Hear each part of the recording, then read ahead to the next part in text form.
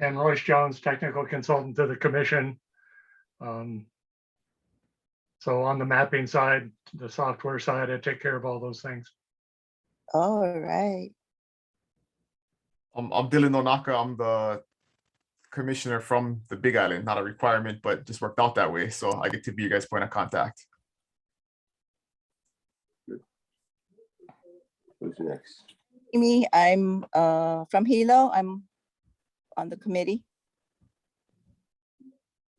And, I'm Steve Pavao. I live in the east side of the Big Island all my life. Currently work for the Department of Health. Hmm.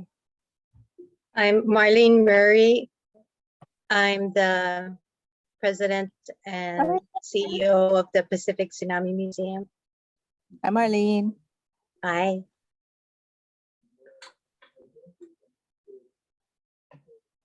Good evening, my name's Jamie. I live in Kona and I work for DLNR.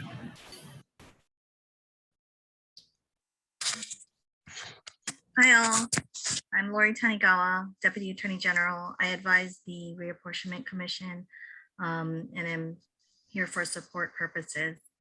Nice to meet you all. Nice to meet you.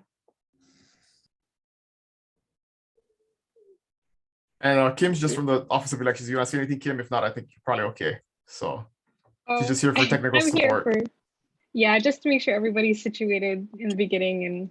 And if you have any problems, let me know. I'll be here for probably the first half. And if anything comes up, feel free to email me. Right on. Thank you.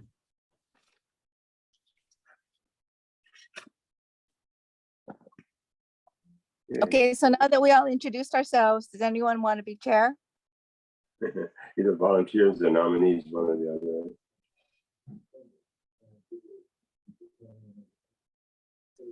What, Steve? You wanted to volunteer? No, I said it's either volunteer or nominee, one or the other. In the interest of moving along, I'm willing to volunteer to be the chair. I guess otherwise we'd be here all night.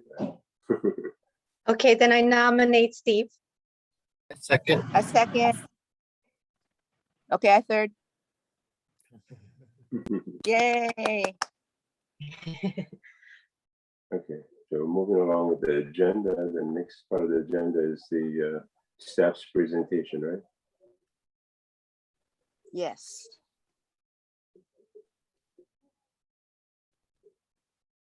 So David, you want to give a brief introduction? You want me to? Yeah, you can go ahead. It takes me long enough to get this thing. Sure, fired while you're up. getting that queued up. All right, so what we've got is 3 videos to look at the online application and show you how the technical group, as Dylan knows, is using the online application to come up with new redistricting plans. It is available for council, advisory councils, and members of the public to do the same thing. So we'll have some training on that. But first, we thought we'd start with some specific information for the island of Hawaii itself, for your Senate House, State Senate and State House. And then we'll jump into the more generic training videos. So David, if you got it ready, let's go ahead and do that.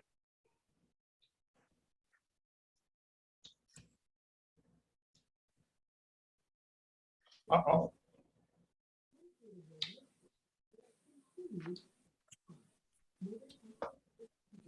Did you click share sound? The audio on the video is muted at the bottom left corner. Looking for it now. There you go. So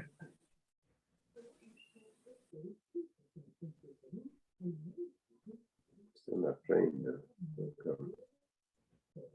Okay.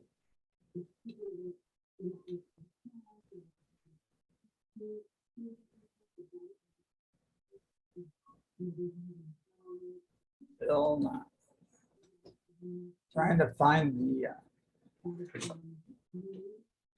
you may have to unshare your screen and then share it again, and be sure and click that little share sound button.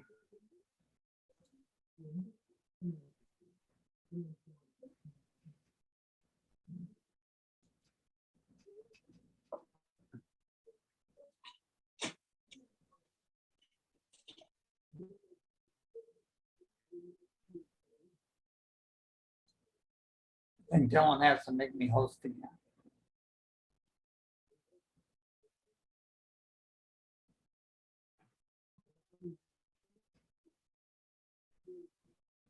You should be okay as co-host, David. Yeah, But you that should will be able also to work. share.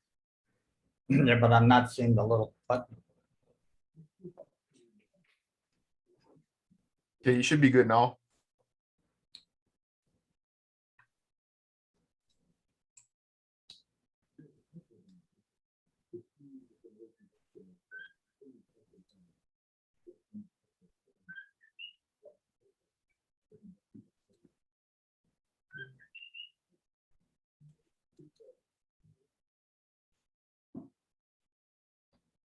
I don't see the little button.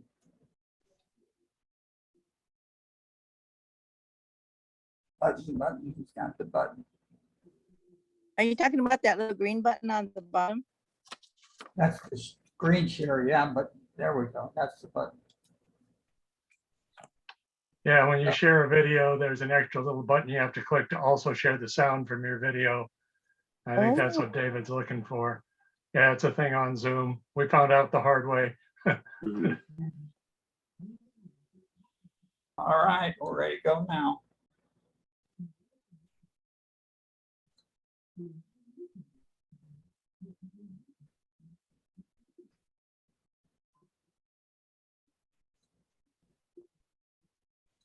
Available for advisory councils and members of the public who want to. I hear the sound now, but I don't see the screen, David. Redistricting plans to submit back to the commission. So there's two.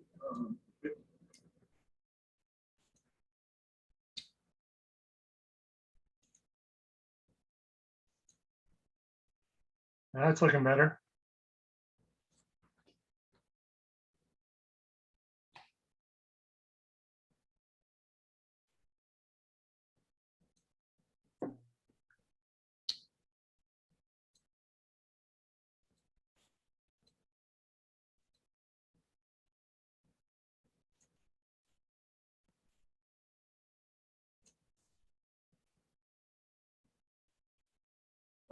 Today we're going to talk about the. Yay, good.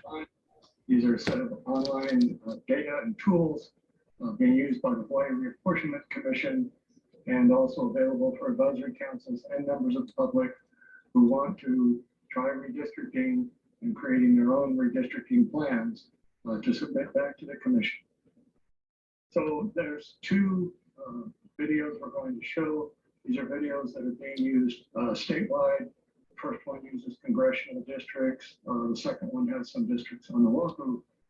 So since this is the Hawaii Advisory Council, we thought we'd start with some maps specific to Hawaii, the county of Hawaii, the basic island unit of Hawaii, before we jump into the more generic videos.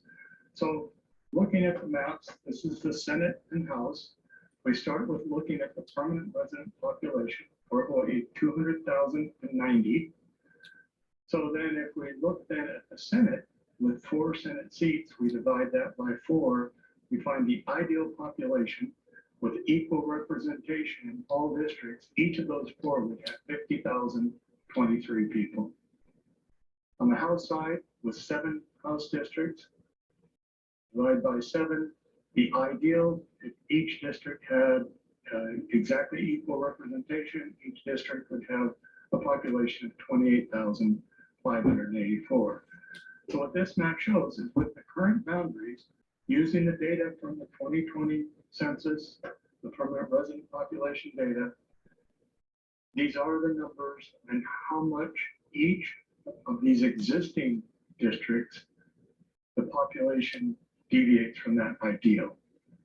So you can see the more reddish and orange colors are above the average.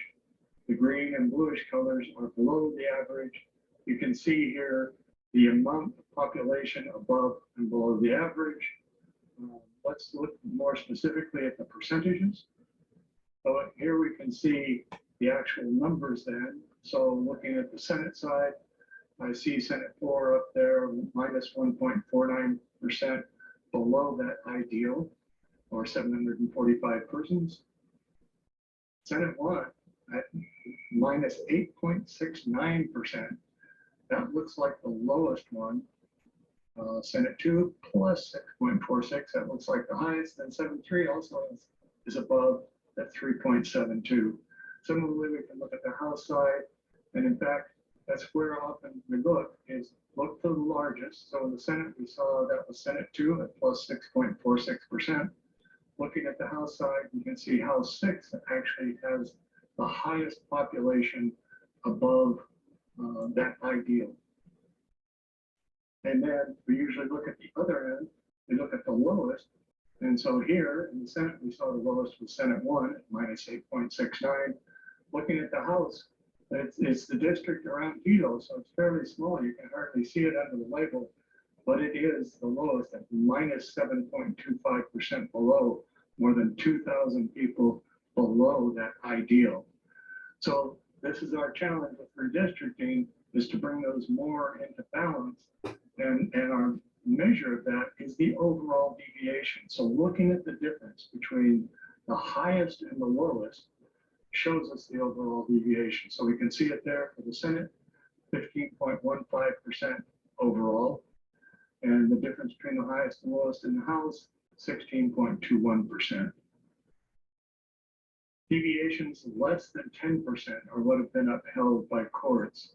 And so that's generally our goal, is to get it at least below 10%, but ideally even lower than that, because the closer we get that overall deviation to zero, the closer we're getting to equal representation. So that's how we'll use the redistricting online tools, is to try to bring these districts more into balance by assigning census blocks from one to another. And so here we can see, you'll learn more in a minute, but these are the district windows then from the online application. And you can see similar numbers to what we've been looking at on the map. You can see the target value over the House, 28584, and there is that same column. You can see the percent deviations, the absolute number, the deviation, and that district population. And this is where, as you start using the tools in the online application to assign census blocks to different districts, you'll see those numbers change and update. And we'll talk about that more in the following presentations. So as you open up the application, you will see two different template plans. That's how we always start with a template when you first open the application. There is a Hawaii State House current, Hawaii State Senate current. There's also some blank ones. Generally, those aren't so useful. What people have found and the commission has found is it's most useful to start with the current districts and start adjusting them. So that's what I'm going to open up here, Hawaii State House, the current districts. I'm going to open that template and it'll look something like this. Now I've already zoomed in because I'm looking at the difference of House 2, right? This is the one around Hilo, which is 7.25% below, or 2,000 people below. It's got to get some more census blocks assigned to House 2. And we'll show you the tools in a minute to do that. But given where the boundaries are, it's either got to come from the north side, House 1, but we can see House 1's almost perfect the way it is. Well, it's minus 4%. It doesn't have any to give. House 3 is right about 0. It's very close. But that's where that's the only place we can get people from to add to House 2, which then means we'll have to go down to the boundary between 3 and 4 and make further shifts. So we can see 4 does have some population, some census blocks we could then assign back into 3. And in fact, this is commonly happens. There's kind of a domino effect. You make changes in one district and then they kind of ripple across to the other nearby districts. And that's where, with the tools, it's easy to try different things, see what works, go back, make changes if it doesn't. And we'll talk about those in the following videos. So here you do see, we're zoomed into Hilo. You can see each individual census block. That's the black outlines. And then within that is the number, the population number within each of those census blocks. So you might want to go in and make changes there. I'm also looking over here at House 5 and 6, looking down in the district window. I see House 5 is almost 2,000 people below the ideal, and house 6 is more than 2,000 above the ideal. So that seems like, okay, I'm gonna make some changes here too. Again, think of the changes I'm gonna make. House 5 needs more, so I'm gonna assign some of these census blocks that right now would be in house 6. I'd want to assign them to house 5, and as I do that, I'll watch my population change and my deviations go down. That's the idea, to get those deviation percents down so that the total, the overall range is below 10%, and ideally even lower than that. So we'll show you those tools in the following videos. The first video is a video tutorial that's been online for almost a month now. At the time, we only had the congressional district, so that video tutorial uses an example of the tools to redraw the congressional district boundaries, a plan for congressional. But the process is the same. You're assigning blocks to different districts, whether you're doing congressional, whether you're doing state house, state senate, it's the same process. So we'll start with that video, and then we'll have a second one that goes over in more detail some additional information. We just made it a few days ago, the second video, along with these click lists. So in the first video, I show a number of things. In the click list, I actually show you click by click. How did I do that? Because sometimes you'll remember, well, I saw him do it in the video. What were the clicks he did? Okay, so I make those in the click list. So the second video will tell you more about these click lists and other learning resources for using Hawaii Redistricting Online. And with that, we'll go ahead and finish this video, take any questions you might have right now, and then we'll begin the video tutorial. Okay, so that was just a brief introduction looking specifically at the Hawaii State Senate and State House, and just showing you some of the numbers and some of the job in terms of trying to get those numbers more in balance. So David's going to queue up the tutorial. So this tutorial is one we created almost a month ago now, when we only had congressional districts available. So this initial tutorial we're going to show is a little dated. There's been some updates, and that's where the second video will show has the updated information. But this first one does show you the different tools in the online software. And so if David, if you're ready, we can go ahead and give it a start. Aloha, Hawaii Redistricting Online is an online application that will be used by the Hawaii Reapportionment Commission to redistrict the Hawaii seats, the congressional seats in the U.S. House, the Hawaii State Senate, and Hawaii State House districts. This set of tools and data are available for the Commission, members of the Advisory Council, members of the general public, a set of data and tools to draw redistricting plans. This video is intended for anyone wishing to use the application. It'll step through how to get a user account, because it does require a login, how to then use plan templates and open a plan, how to use the map window and district windows, and the biggest one, how to assign census blocks to districts, because that's what redistricting is about, assigning census blocks to the different legislative districts. And then we'll also talk about sharing your plan, reviewing your plan, and if you like your plan and would like to submit it to the Commission for its consideration, we'll talk about how to submit your plan. So first, what does it look like when you come to the app? You will see a sign to sign in. If it's your first time, you'll need to create a new account. If you're returning, you could use that account information you've created to log in. But to get started, I'll show you how to create a new account. So you'll click here, create a new account, which will open up a window. I'm going to enlarge it so you can see it a little better, fill it in. So here you'll put in your name, email address. You'll create a username and a password. These are ones that you know that you make up. And then you'll click the create button. You'll see the OK if the account is successful. If someone else already has that username, you'll be prompted to change your username. But if everything goes fine, you'll see user accounts successfully created. You can click the OK button.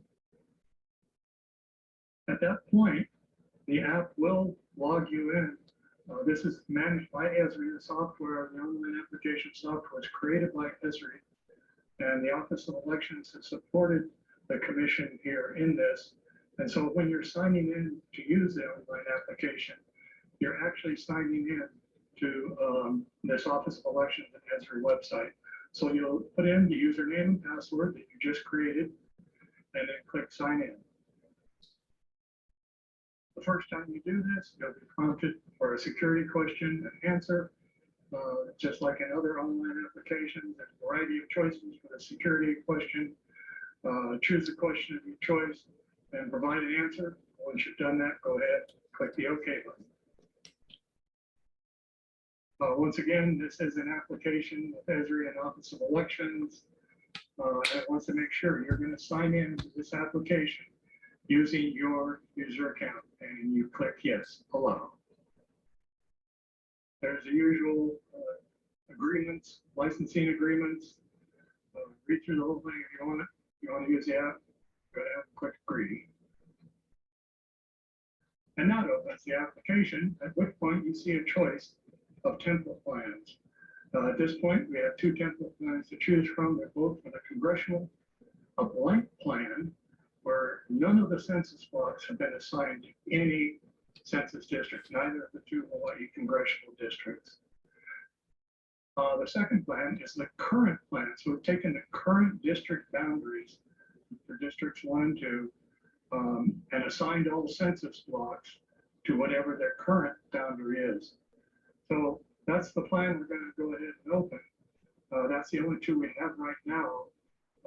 But we do in the future, right now we anticipate September 10th, we should have then the template plans for the state Senate and state House by basic item unit.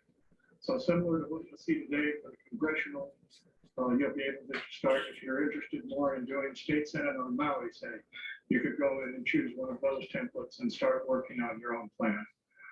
And the difference between blank and current, a lot of times people have found in the past, and when I've worked with past commissions, that it's easier to start from the current districts and adjust them than to start from blank.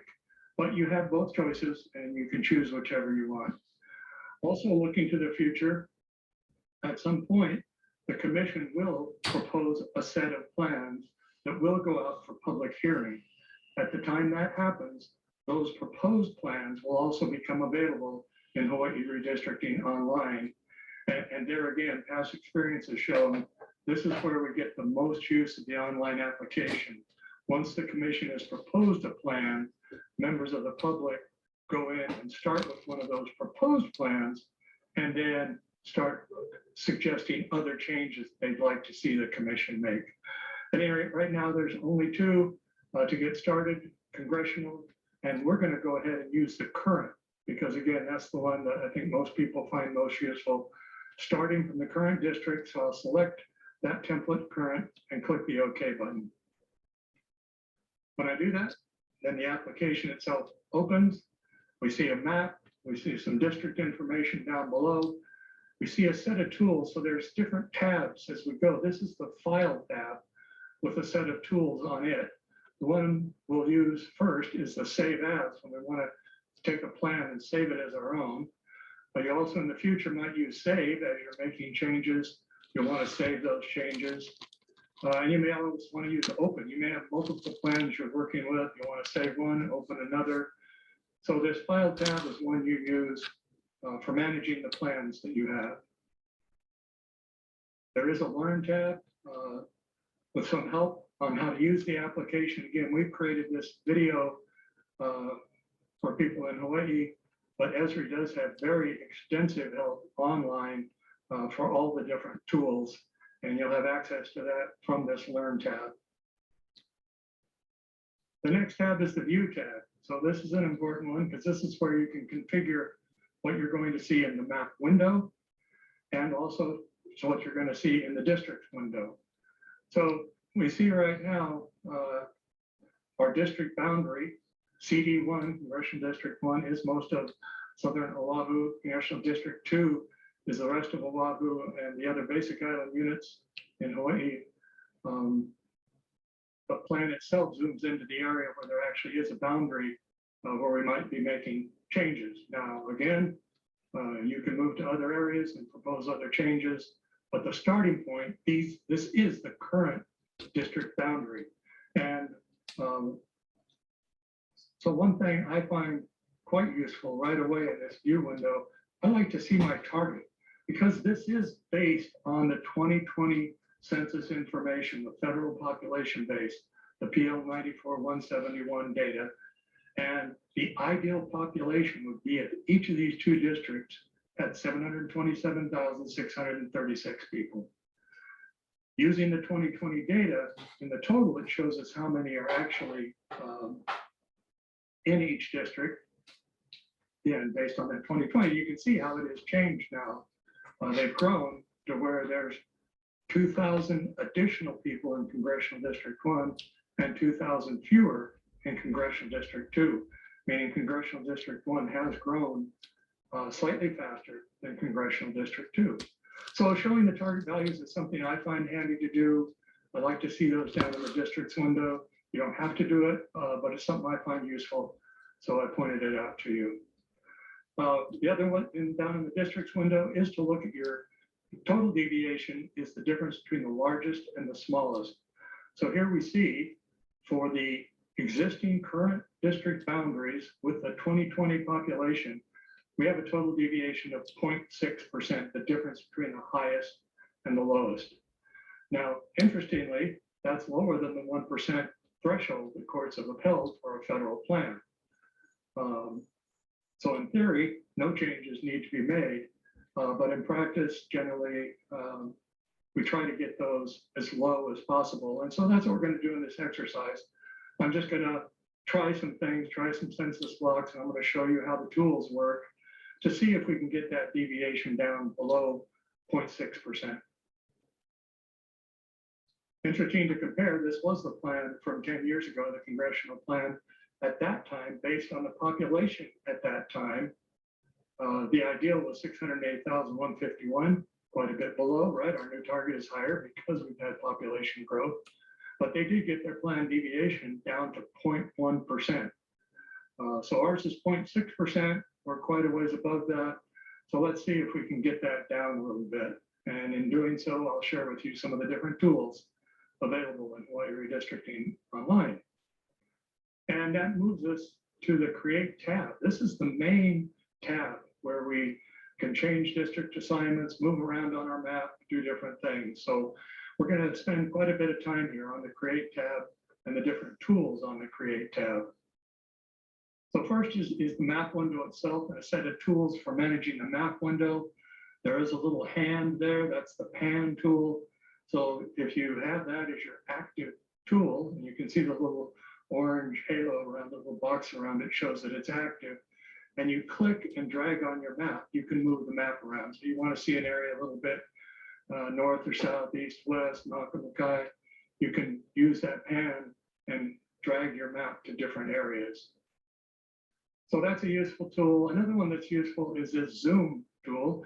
If I make that the active tool, I can go down on my map and click an area to zoom in to. So here you can see down in the map, I've drawn a little red box. I'm using this zoom tool to zoom in to that area I've identified in the red box because I'm looking at seeing if there's changes we can make in the Ko'olina area to just slightly change this boundary and bring our deviations down. So I go ahead and click that box and you can see it zooms my map window to the extent of that box. So now we can see more closely that boundary between CD1 and CD2. The other thing we see is now we can see the outlines of the block boundaries. I'm going to go back a minute. If you look in the tools in the red box up above, it says display level block. That means that those light, each of those polygons, those areas in light black, each of those is a census block. I'm going to go back one slide. When we were zoomed out, notice there weren't as many of those black areas, black polygon That's because if we look up above at display level, there it was set to the block group. That's where the census has a hierarchy of census tracts, census block groups, and the most detailed, the level we need to work at are the census blocks. So it will automatically change that as you zoom in and out so that you see the appropriate geography.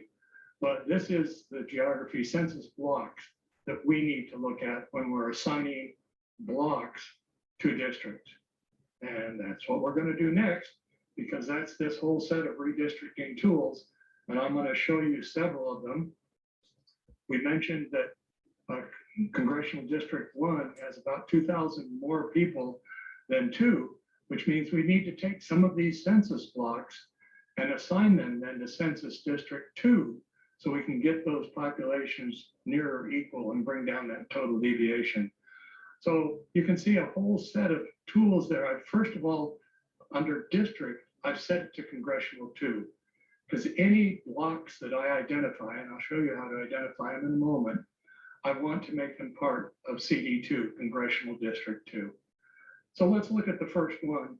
Oh, before we do, we should remember as we're redistricting, there are a whole set of redistricting guidelines that the commission will be following, and that members of the public, if they're creating plans, should also follow. Where practicable, we've talked about these in other presentations. Here's a quick summary, not only the total deviation, which is the main number we look at, but also compactness, that they're contiguous, and that they preserve socioeconomic communities. So with that, let's start assigning some census blocks. So the first tool I'm going to show you is just basically a click tool. You click on a block and it will change that block to the district that you've chosen. So I've chosen District 2 up above Congressional 2. So on the map, I pointed an arrow. That's where I'm going to go click using this tool. And it'll just be a single click. We can see the color changes. So that census block has now been assigned to Congressional District 2. And if we look down below, we see the deviation percent. There was a small number of people in that census block that brought the population a little more into balance. Instead of 0.6, we brought our total deviation down to 0.56.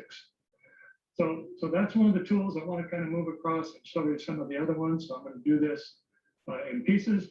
The next tool, which is actually one that I use a lot, is the select by rectangle. So in this case, rather than just a single click, you're going to do a double click. And so the first click will be the upper corner of the rectangle. The second click will be the lower corner of the rectangle.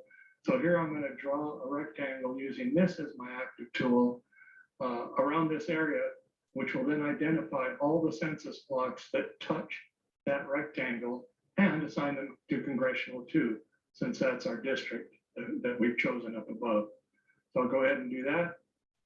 Once again, we see the colors change. And down below, we see our deviation has gotten even better. Now the excess population in Congressional 1 is only 1,000 over the ideal. And that total deviation is down to 0.3%. So that's the rectangle tool. Let's continue looking at the tools. The next one over is select by polygon. So sometimes it's an irregular shape, not just a rectangle that you want to select all the blocks in there. So in this particular case, I'm going to draw a polygon. And this is where, again, I choose that as my tool. I click on each of the corners, each of the vertices of my polygon. And when I'm at the last one, I'm going to double click. And as soon as I double click, once again, I'll see the colors on the map change because those blocks are now assigned to CD2. And then we look down to the deviations and we look and say, oh, it's still 0.3, but look what happened. We actually took out too many. Now it's the opposite case. Before, Congressional 1 still had a surplus about 1,000 over. Now it's 1,000 below. So maybe that wasn't such a good idea. And that's where these tools are good, because you can try things. If it's not good, that is another button in here that's quite useful, because I've seen my deviations are going like this. Okay, maybe I'd better use, yes, indeed, there is an undo button. I click the undo button and it undoes that last change. You can keep on going back until you last save the plan and do undo and redo. I just did one undo, so now we're back to where there's still about 1,000 people in congressional district 1, with about 1,000 over that ideal population. So I'm looking at the map here, and I can see on the map Coahuila, and it looks like we've kind of split it in two here. And again, that's one of our guidelines, is not to split communities in two. So I am going to use that rectangle tool, and I see where it says Coahuila Golf Club. I'm going to use the rectangle tool to grab a few more of those, but not that kind of separate area up above. And indeed, I see now, I'm like, whoa, that really made a difference. My total deviation is down to 0.08%. We only have, our District 1 is only 300 above that ideal population. This is looking pretty good, but it actually still looks like we've split that Coahuila community. So I'm going to show you one more tool here. And this is the line tool, or polyline tool. And here, similar to the polygon, rather than doing an entire polygon, we just do a line. But it can have multiple vertices. So I'll click at each one of the corners, each one of the vertices. And when I'm done, I'll double click. And as soon as I double click, I'll see those districts change. And now I have included all the census plots that cover Coahuila. And look at that, my deviation is even better. Now we're down to just under 200 additional in Congressional District 1 and just 200 under, for a total deviation of 0.06%. That is pretty darn good. And in fact, if I go back compare, that's even lower than their final plan. So I like this, but I need to check some things, right? So, but before I do, I want to say this is my own plan, because right now I'm still working with that template plan that I started with, which I can't save changes to that, right? That's the template that everyone uses. So I need to use Save As. So I come back to the File tab, and I'm going to click Save As. I'm going to make this my own plan. So with Save As, I'm going to give it a name. I call it Congressional Coahuila to CD2. This congressional plan improves the total plan deviation 0.06% by moving blocks around Coahuila from CD1 to CD2. Okay, and now I click the OK button.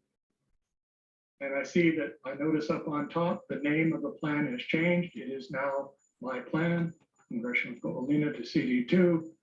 And I can continue working on it if I want. But I might want to, before I do anything else, check the integrity, run some of these checks, like looking for deviation and other things. So I click in the Review tab, I can click Check Integrity. It'll go through and do a number of checks for us, including a maximum deviation check and a bunch of others. If it does not pass some of them, you can click a Details button or a Zoom to button. But in this case, everything looks good. I'll just click the X and close that window.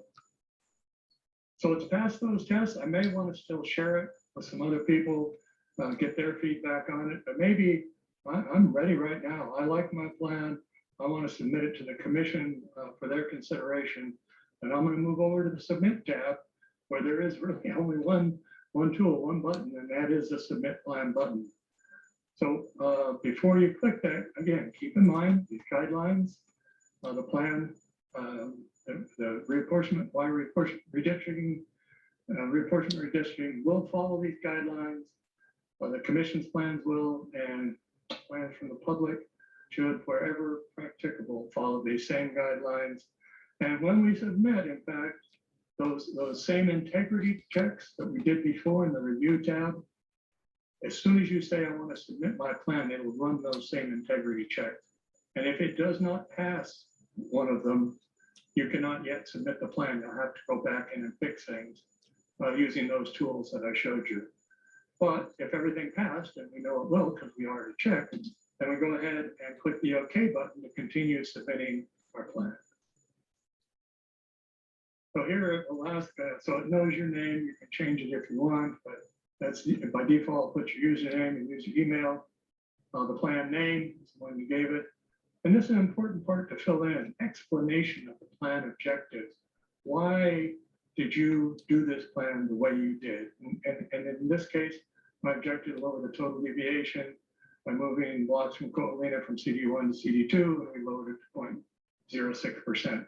This is very helpful as the commission is reviewing these plans submitted from the public. these explanations can really help as we're looking at those plans and comparing them with the commission's plans and other plans submitted by the public. So once you've filled in this information, you go ahead and click submit plan. At that point, it wants to make sure. So if you're sure you want to submit it, you're going to click OK, because once you submit it, it's locked in place, because the commission then will need to review it and start working on it, comparing it to other plans. So we can't have it changing during that process. So as soon as you click OK here, your plan is going to be locked, cannot be changed. And so I clicked OK. Now it tells me my plan's been submitted. If you want to continue making changes, use Save As to create a copy. So I'll go ahead and click OK, which takes me back to my map. So if I want to continue exploring and try to make something even better, which would probably be pretty hard, but you never know, then I would click Save As, and this would become, I give it a new name, and I could continue working with that plan. So that's a tour of the main tools you need to create a plan, review that plan, and if you want, submit it to the commission. There is one more tool that I do find handy, and that is back on the Create tab. There's a base map tool, and you can change the base map.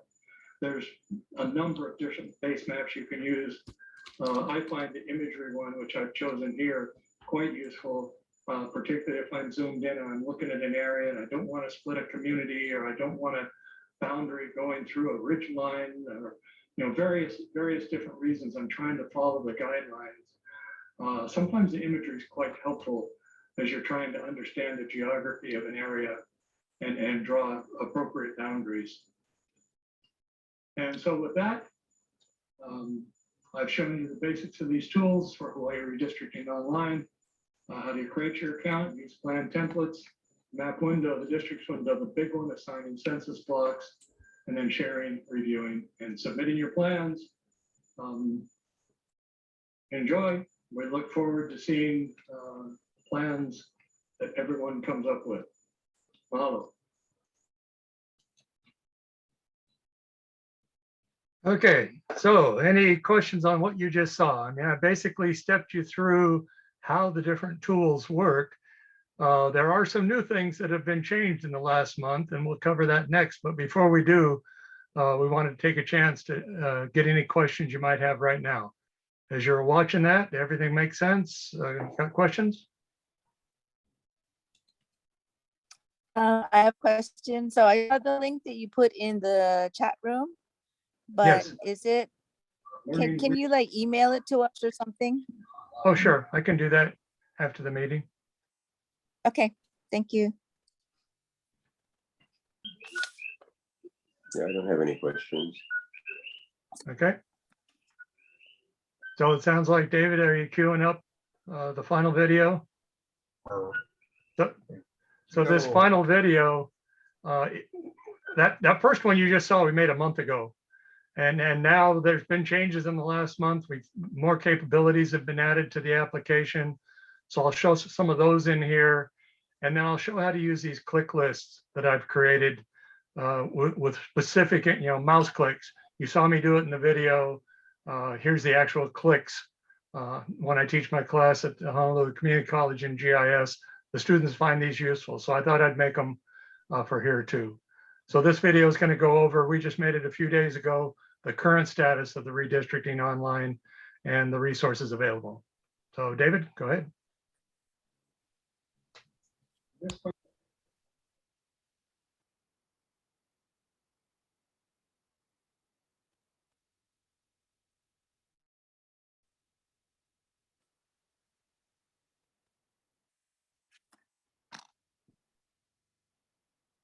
I'm not hearing anything yet. Have you clicked play?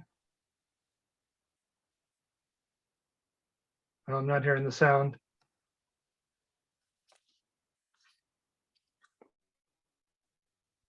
Maybe the share sound button you have to share all over again, probably.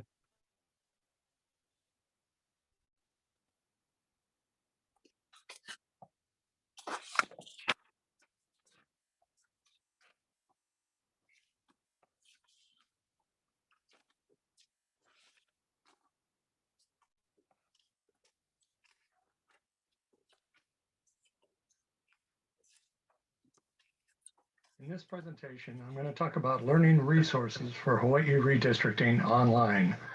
Hawaii Redistricting Online is a powerful application with data and tools to support redistricting in Hawaii. These data and tools are being used by the Hawaii Reapportionment Commission for their redistricting, and the same data, the same tools are available for members of advisory councils and members of the public who wish to draw their own redistricting plans. So before we jump into these learning resources, just a bit of background on the use of computers in redistricting. Back in the 60s was when computers first started being used, IBM mainframe systems.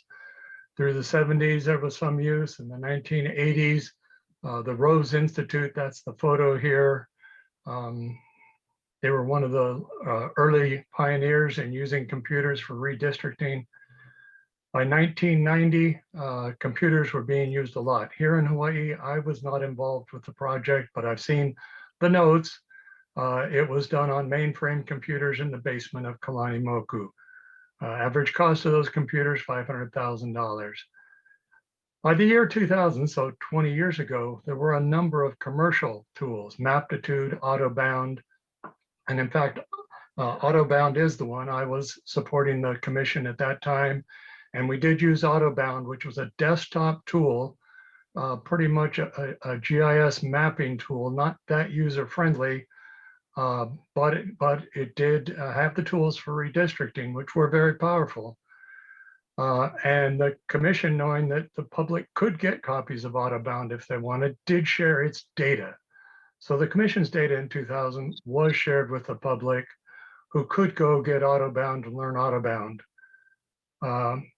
It didn't happen. The data was shared, but no plans were submitted at that time. I think the software was just still a little too hard to use 20 years ago. Now let's go back. Well, the commission was using that.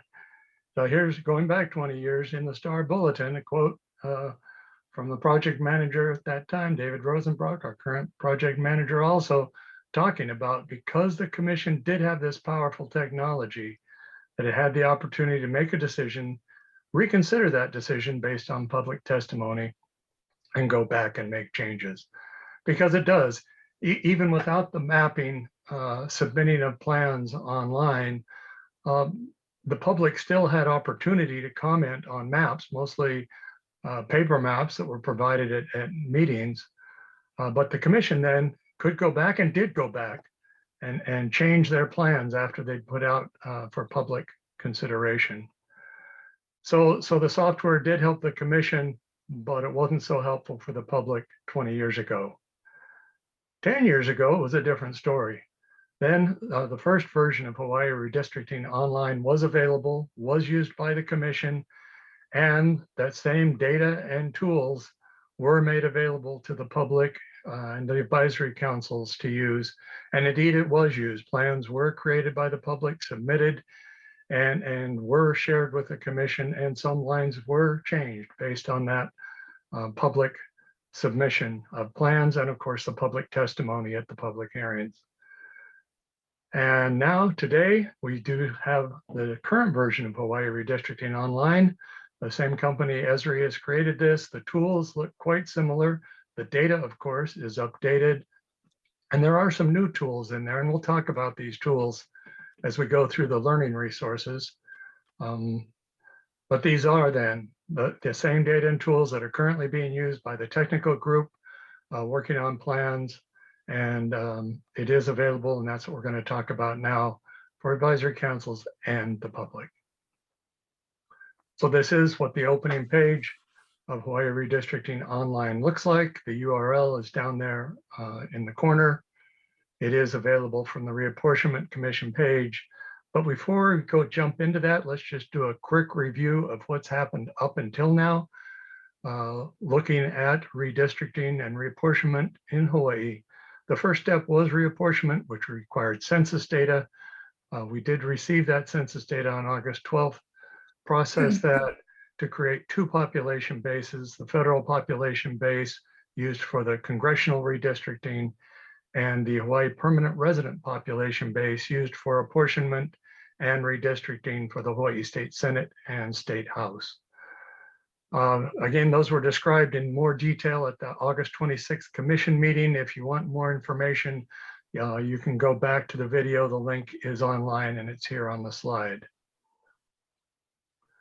The other thing that has been talked about at the commission meetings, the July 20th meeting, was the various redistricting guidelines. Total deviation, this means the overall plan deviation, the overall range between districts for the ideal population. Ideally, they're all the same. The reality is you can't always do that. For federal plans, they still need to be less than 1% difference between the highest and lowest. For state Senate and state House, 10% between the highest and the lowest deviation from the ideal. We talked about these again more on the July 20th if you want more information on that. But other important ones are the notion of compactness, that districts should be geometrically compact.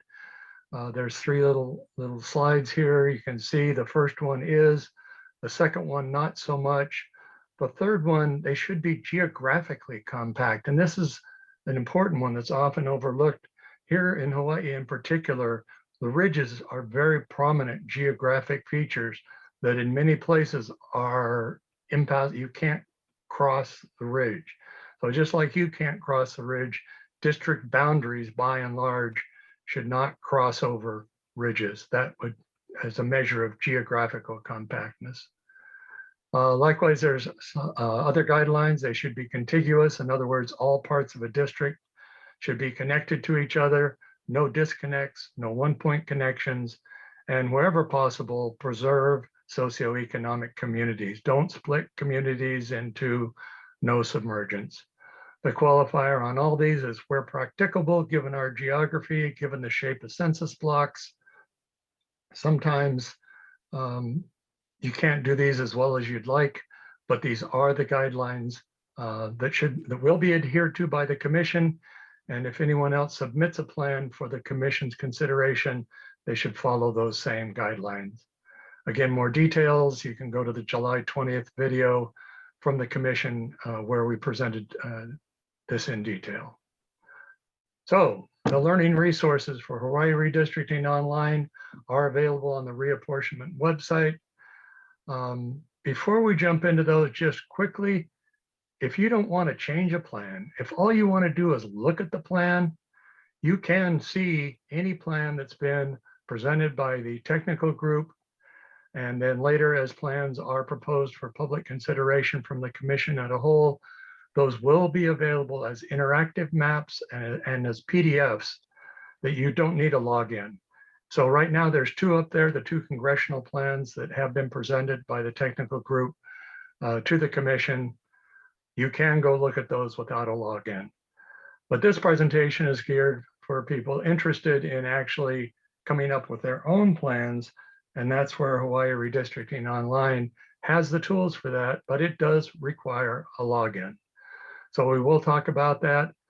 When you click the Hawaii Redistricting Online, it opens up to a number of different resources for you. So the first one is the link to the application itself. The URL is down in the corner of all these slides, but you don't need to remember it or write it down. Just go to the reapportionment page and you'll be able to just click this link to start the online application. There's also a video tutorial. This is a 25-minute video that steps through the process of creating a redistricting plan using Hawaii Redistricting Online. At the time the video was made, we only had the congressional data, and so that's the data that's shown in that plan. Since then, we have gotten the data for the state Senate, state House. They have been apportioned, so they are ready for redistricting. There is an addendum to the tutorial that talks in more detail about these plans. The current edition, and what we're going to talk about in these learning resources is what I call click list. So in the video tutorial, I showed the various steps as you go through redistricting and how to do them. You could see me do it, but you might later be wondering, oh, I remember I saw in the video how he used these redistricting tools, but how did he click? What did he actually do to do that? So that's why I've created these click lists. They show the specific mouse clicks that I used in the video, plus some additional ones that have been added later, some additional information. So these click lists are the learning resources that I'm going to talk about in this presentation. And they basically do cover the steps that you go through in creating your own plan. So you can see those steps up here. The click lists follow those same steps. So when you first open up the application, you'll be dealing with the File tab, talking about template plans. When you first open it, you'll be asked to choose a template plan. After that, you can start working with your own plans, and we'll talk more about that in a moment. The next step in creating a plan is viewing the maps, the district deviations, and then actually assigning districts. This is where you spend most of your time. And today, talking about learning resources, I'll spend most of our time talking specifically a bit about the View tab, but mostly about the Create tab, which is where you change district assignments to create a new plan. There is then the review step where you look at your plan, check it against the guidelines. We'll talk about that. If you want, you can share your plan, or you might be invited by someone else who wants to share their plan. You can do that with groups. We'll talk about that. And finally, if you have a plan that you like and you'd like to submit it for the commission's consideration, there is a submit tab to submit your plan, and we'll talk about that. So going through each one, let's start with click list number 1. There's a snippet over there on the right. You can see it's for a new user. And in the click list itself, there's much more detail, but it goes over the step-by-step what to do to create a new user account. You'll create a username, a password, create a question. There's a lot of different steps. They're all summarized in click list 1. So if you're at that stage, you're not sure what to do, open up click list 1. It's a PDF, and it'll have those steps for you that you can follow. If you're a returning user, it's pretty simple. You'll use that username and password that you created, and you'll be able to log in to the online application. When you do log in, you'll always be presented with a template plan. We'll talk in a minute how you can then start changing that into your own plan, but you always start by selecting a template plan. There are templates for the 2 congressional districts, and now we do have the templates for the Hawaii State House and State Senate for each basic island unit. And as I talk about in the video, there's 2 versions of these templates: a blank template where no census blocks are assigned, and a current one that's starting from the 2020 boundaries. And that's where we find the commission itself and most people who are working with plans find it best to start with the current districts and then start making adjustments to those current districts. But both are available as templates, and you can choose whichever ones you wish to work with. Also, you can see down at the bottom, there are a couple of templates now for the plans that have been presented to the commission by the technical group. So they have a TG in front for technical group.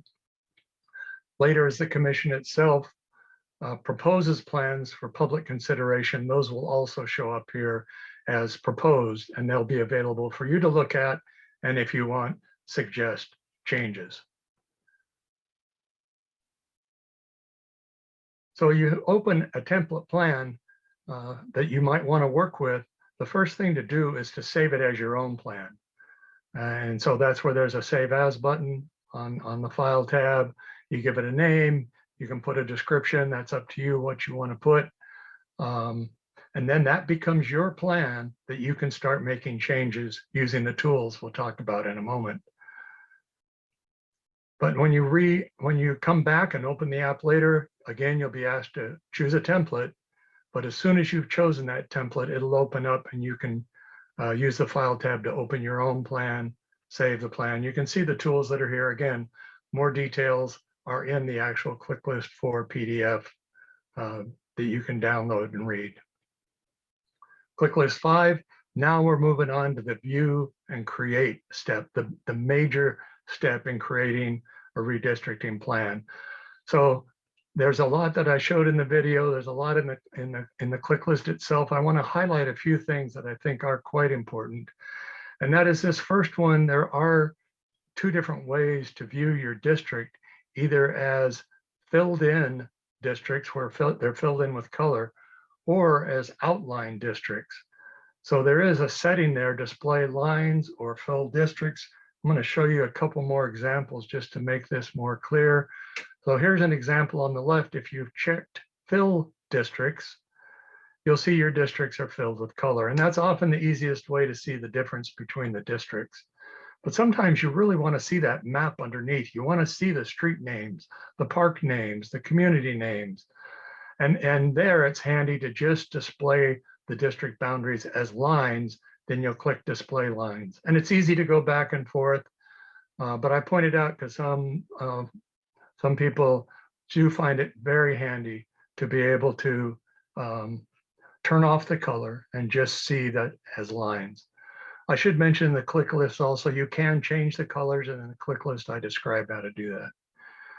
But here, this is the one I thought was important to show. And particularly, you can change the base map. Again, we talk about that in the click list. But underneath, by default, it's the street base map. But you can also choose an imagery base map. And when you're looking at the imagery, here again, it's very useful to turn on display lines and not see it filled in with color. It really helps see the imagery better. So that's a bit on the view tab. Now we jump into the real heart of redistricting, and that is this create tab. So there's a series of tools for moving around the window. I've shown a couple of them here. There's more in the click list. The pan tool is the main one I use. Occasionally I use the zoom in tool, but with the pan tool, I can click and drag my map. So I do use that one quite a bit. But really what I mostly want to do is assign census blocks to districts. So that's what we're going to look at now, is the tools to do that. And I want to point out something important that I maybe didn't emphasize enough in the video, but I do want to emphasize it here. And that is this selection level. So you can see I've shown two maps here. The upper one zoomed out to the entire island of Oahu, and it says selection level tracked. Yeah, that means if I was to use some of the tools I'll show you in a minute to select, I wouldn't be selecting census blocks. I'd be selecting tracts, which are very large, and it can get very confusing. So when I'm using the districting tools, I'll show you in a moment, I don't use them at tract. If you zoom in, you'll get down to the block group level. Even that I find can be quite confusing because, again, block groups are larger than blocks. What we want to do is zoom in. This is what I have found most useful. Zoom in to where the selection level is block. That means when you use a tool and you select something on the map, it will be selecting a census block. And you can see them here on the map itself. The black outlines, each of those is a census block, and the number inside shows the population within that census block. So there are times you want to kind of zoom out and see the pattern, but don't do redistricting tools at that level. Make sure you're zoomed in to the selection level block. So with that, you can jump over to the tools. The simplest tool is the pick tool, which just means I want to pick one census block and I want to change it. So in this case, I'm going to want to change it to 47. So I chose the district as house 47. That means when I click on my map, whichever census block I click on will get assigned to house district 47. So there's more details on that in both the video and the click list. But I do use that tool more frequently, though. I find the rectangle tool handy to use because I can select more than one at a time. I can click and drag a rectangle and select multiple census blocks. Again, I make sure my selection level is block, and then I'll select multiple census blocks to assign them to the district. In this case, it would be 47. As I'm changing those assignments, I'm watching the district window down below and checking my district population and how much it deviates from the ideal or the target. I can see in this case, 47 is 4.78% below. So I might want to continue doing some work here to try to get that even better. So I'm always watching that, and I'm always going kind of back and forth, right? So I'm using the pan tool to move my map around.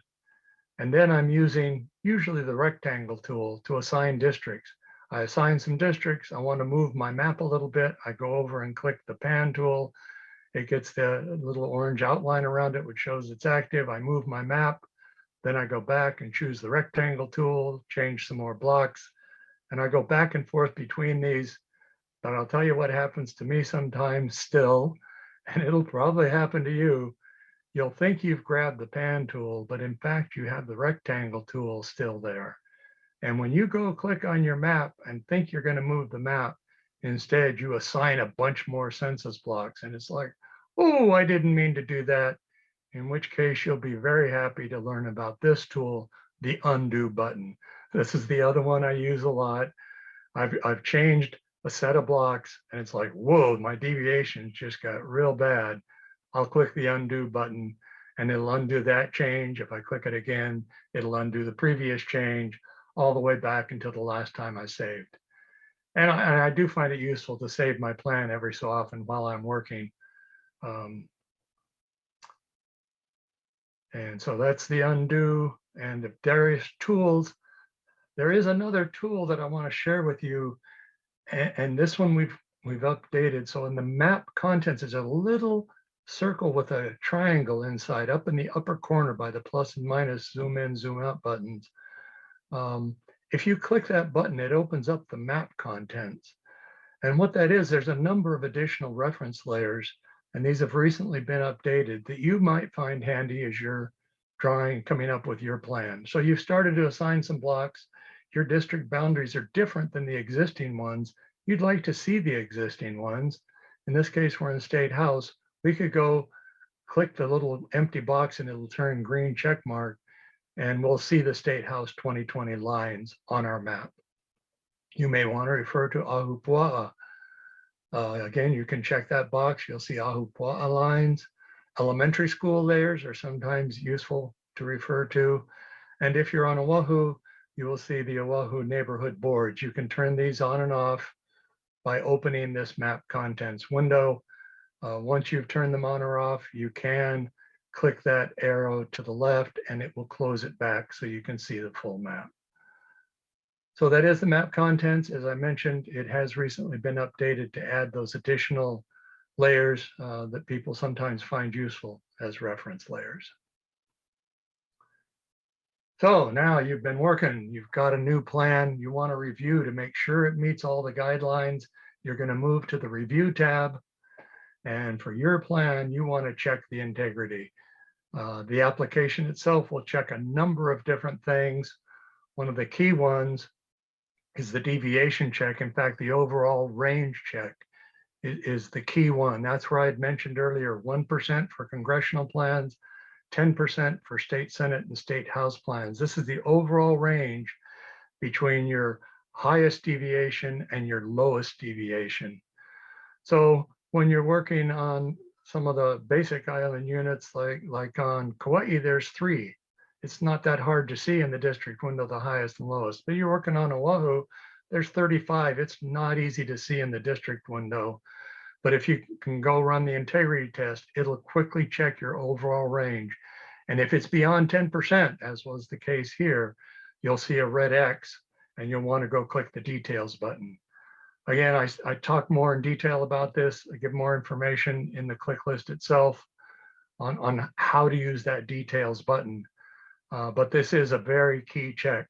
The other ones that are important are the null assignment check and connectivity checks. Every census block must be assigned, and the application will check for that. If there's a red X, then click the zoom to. And connectivity also is the important one, that all census blocks in your district are connected. If that one has a red X, click the details button. And as I mentioned before, within the click list itself is more information about how to handle those when you see errors like that in your plan. So you've gone in, you fix things, or maybe you want some help, you want to share your plan with others. Or maybe you've invited to join a group and share, someone else wants to share their plan with you. There is a share tab where you can accept invitations to join other groups or create your own group and invite people to share. Each of these groups is private. Only you and the other members of the group can see the plans that you're working on. So again, this is totally optional. If you just want to develop your own plan, you can. But if you do want to share it with a group, you would use the share tab to do that. Finally, you've got everything ready to go. Your integrity checks have checked. You passed the redistricting guidelines. You have a plan you'd like the commission to consider. Then you move on to the submit tab, which has just one button, submit plan. It'll ask you to describe your plan and do a number of things that are described in more detail in the click list itself. But that is the final step then in creating a plan and sharing it with the commission. So we've gone over a number of learning resources to use Hawaii Redistricting Online. I should add one more. I've summarized these because these are the ones that I've found most useful in the work I've done with redistricting and supporting the commission. But there are a lot of other tools in Hawaii Redistricting Online. And that's the one tab I didn't talk about. That's the Learn tab. Here on the Learn tab, you can find the same information. I put the click lists up there, the video, the introductory video. But there's also, if you want to learn more about all the other tools that are in the app, Esri does have, Esri is a company that has created this application. They do have detailed online help that you can get to from the Learn tab. But for our purposes here, as I mentioned, these are the most common tools that I find most useful that I've created the video tutorial for and the set of click lists for that I think will be the useful learning resources to help you use Hawaii Redistricting Online and create your own redistricting plan. Aloha. Okay, so a lot of information there. Mostly I wanted you to be aware of what the resources are and know where to go find them. But any questions after what you've just seen?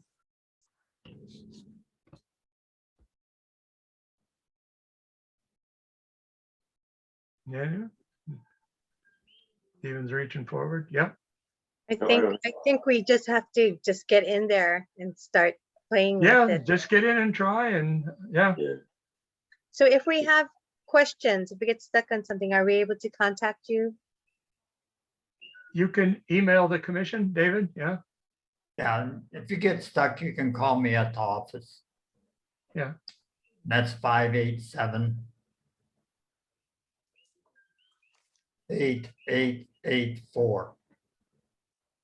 At the Lucky Eights. Say that again, Thank David. you. 587 8884. 8884. Okay. Right. Good. Stephen, you had a question? No, I don't have any questions. No. Okay. Thank you. All right then. Give it a try. Let us know how it goes. I think that finishes this agenda item.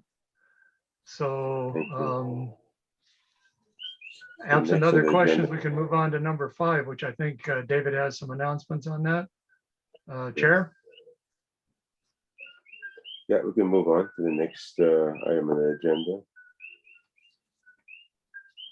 Okay, well, the technical group has completed a proposed set of plans that we will be presenting to the entire commission on the 14th of October. They can't take any action on the proposed plan until they meet again. And we expect that to be around the end of the month. And then we have after the plan has been adopted by the commission, there's a 20-day waiting period where we must notify the public, and then we have to send out paper maps to all the libraries and all kind of stuff, so that folks who don't have computers can still look at the plan, get some information. And then I think that's going to be completed about pretty close to Thanksgiving, so we'll probably hold off doing anything during that period. And then we'll come back together and do the final plan, the proposed final plan. And it's got a public hearing process in it too, so we'll be doing public hearings for the final plan whenever somebody wants one. There will be no canoe districts. I don't know if any of you remember the canoe district where Hawaii County was connected to Maui County and Kauai County was connected to Oahu, so that they could get deviations down that were more acceptable to the court. But the commission has made its criteria that there will be no canoe districts. And I think that's about all we have. Okay, Ellen? thank you. So the next agenda item is public testimony, I think, right? We don't have any public testimony. I think that's it then, as far as our agenda is concerned. Unless anybody else has anything else to raise? If not, then we'll adjourn. Thank you again to the staff for a good, very informative presentation. Thank you to everybody for attending. We'll get busy and working on our plans. Great, Thank you. thank you. Go ahead. Oh, That's all. Dylan, do you know when we will schedule another meeting? Will we meet again? That's totally up to you guys. So maybe just let the staff know and they'll do the noticing for the public meeting and put the agenda together and stuff. So just communicate with David on that and then they'll coordinate that. Okay, so I guess we'll give everybody a chance to work on their own plans and we can come back in. And maybe after the next commission meeting, after the formal plans that the staff have put together, presented as the next commission. Yeah, okay. Thank you. Sounds good. Everybody have a good evening. Thanks all. Okay, thank you. Hello. Okay, bye. Good night. Bye.